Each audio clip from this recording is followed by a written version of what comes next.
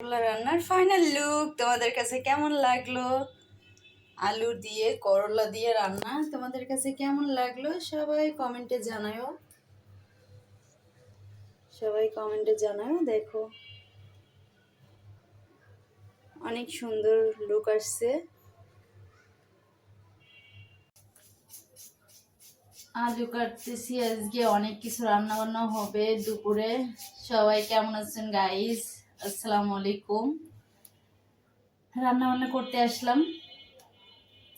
আজকে দুপুরে আলু ভাজি হবে, করলা রান্না হবে। আর আমি করলাটা কিভাবে রান্না করি সেটাও তোমাদের দেখো। এই দেখো, এখন আমি আলু ভুজরি করে নিচ্ছি, কুচি কুচি করে কাটি। আর তোমাদের সাথে রান্নাও শেয়ার করব। শান্ত, তুমি কি করো? গোসল করো। আমি রান্না বান্না করে গোসল করব। কাটাকাটিগুলো করে নিই।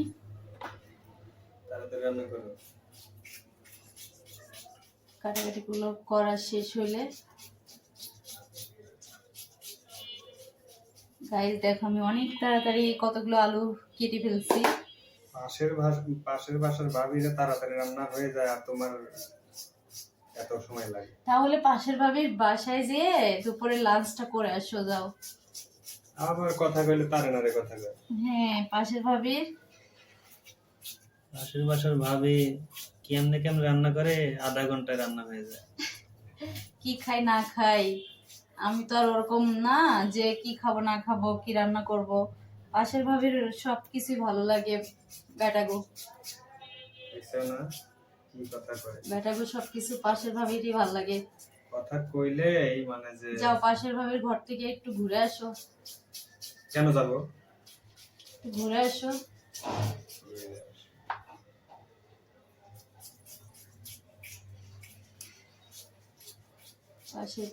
পাশের থেকে একটু ঘুরে আসলে ভালো লাগবে। এই যে গাইজ, আলুগুলো কুচানো হয়ে গেছে। দেখো, আলুগুলো আমি কুচিয়ে নিছি এখানে। তারপরে পেঁয়াজটা কেটে নিব। পেঁয়াজ মরিচটা কেটে নিব কুচি কুচি করে। পেঁয়াজ মরিচটা কুচি কুচি করে কেটে নিব। আজকে তোমাদের সাথে কাটাকাটি সব শেয়ার করব। কি কি রান্না করব, কি কি কাটবো তোমাদের সাথে শেয়ার করব। ততক্ষণ করলা কেটে নিব। এখন আমি কিন্তু করলা বড় বড় করেই রাখবো।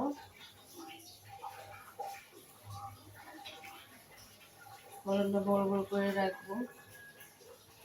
করলা কাটা শেষ হলে তোমাদের সাথে রান্না শেয়ার করব।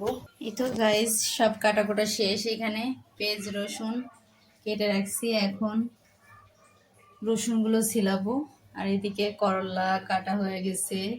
তারপরে আলু ভাজি করব, এগুলো হয়ে গেছে।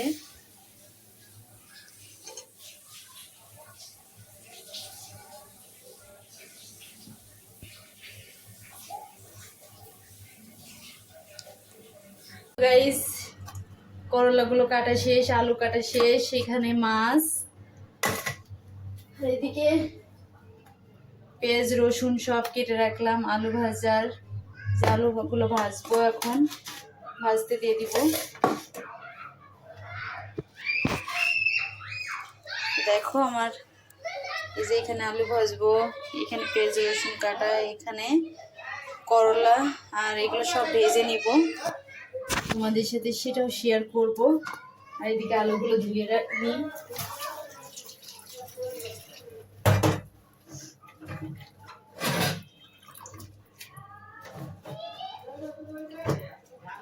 আলুগুলো ধুয়ে নিলাম একটু পানি দিয়ে।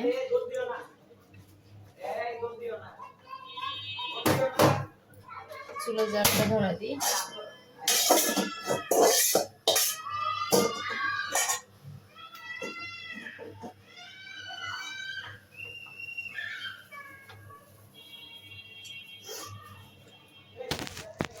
এই তো জীবন রান্না বান্নার।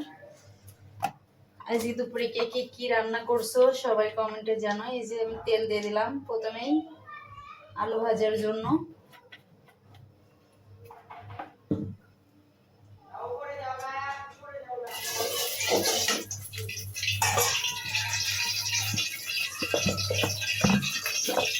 এখানে আলুগুলো ভেজে নেব।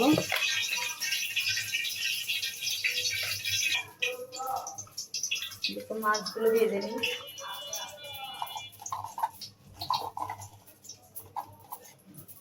সামান্য লবণ ছিটা দিলে আর তেল ছিটায় আসে নাই, এই জন্য আগে একটু মাছটা ভেজে নেবেন।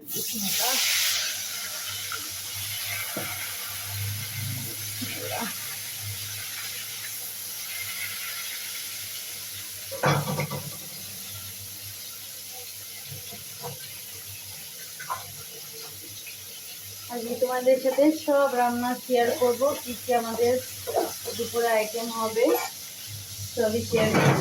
আর এদিকে আলু ভাজির জন্য এই যে কুচি কুচি করে আলু কেটে রাখছি, এটা এখানে রেখে দিলাম।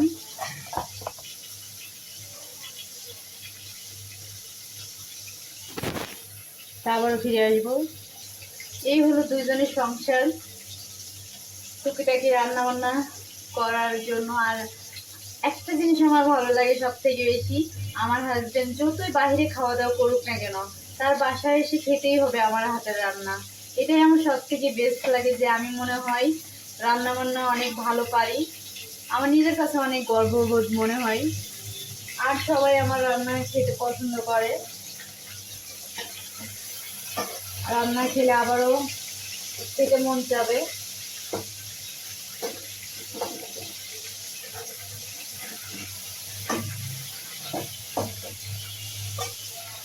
হাঁড়ি পাতিল অনেক আছে, কিন্তু দুজনের জন্য এত হাঁড়ি পাতিল আমার বের করতে ভালো লাগে না, এই জন্য। আর এখন একটা মশলা বানিয়ে নিব, সেটাও তোমাদের সাথে শেয়ার করব।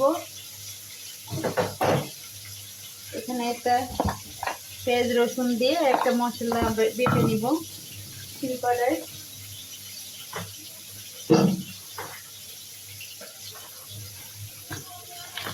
কত কিছু লাগে রান্না করতে আসলে, অনেক কিছুই লাগে রান্না করতে আসলে।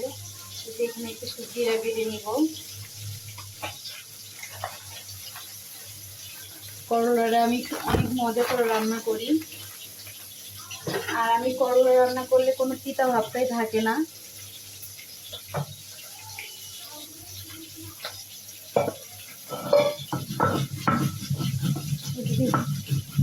বাটা কষা করে নিচ্ছি।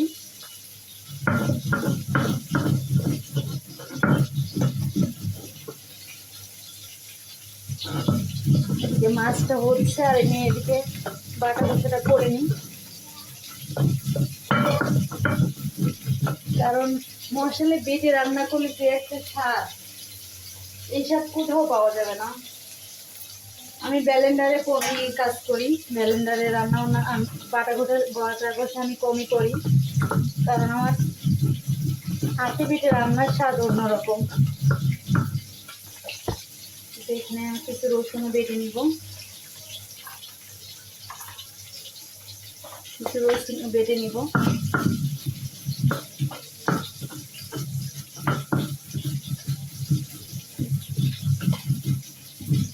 মিহিন করে বেটে নিলাম। তোমরা দেখতে পাচ্ছ কিনা জানি না, এই যে শিলপাটায় বেটে নিলাম। শান্ত, এদিকটা আসো না,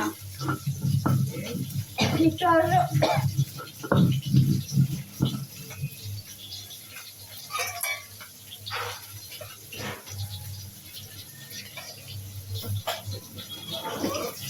একটু আসো এদিকে, ডাকছি তোমাকে।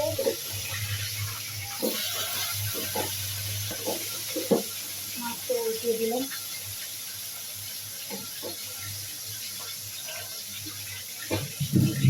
আর এদিকে মশলাটা ভালো করে বাড়ি কেটে নিলাম। কিছু কাঁচামরিচও বেটে নিচ্ছি একসাথে। ক্যামেরাটা একটু এদিকে করে ধরো, যখন বাটাটা দেখা যায়।